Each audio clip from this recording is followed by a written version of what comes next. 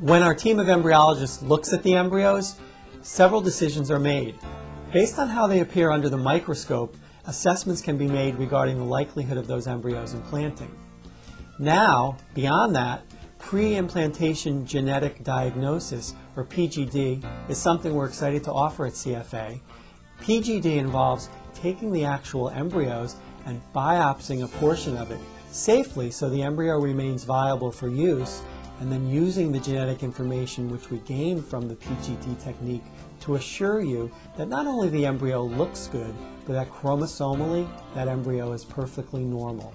This is dramatic for patients who have a history of genetic disorders, and very important in women, especially as they get older, to rule out the possibilities of chromosomal abnormalities that often result in the types of miscarriages that are so common. PGD, or pre-implantation genetic diagnosis, can be used in conjunction with your IVF cycle to help better select healthy normal embryos. PGD is best utilized in women over 37 years of age, in those experiencing multiple miscarriages, and in those who have experienced multiple failed IVF attempts.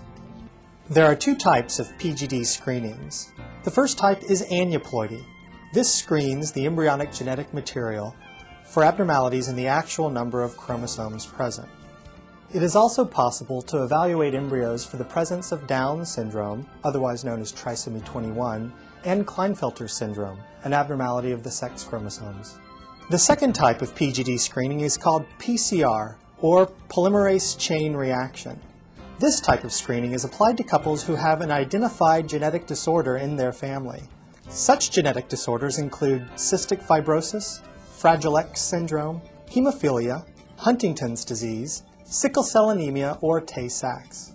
After diagnosis, embryos carrying a recessive gene which are not affected by the disorder, or embryos which are completely free of the disease, are available for replacement at the time of transfer.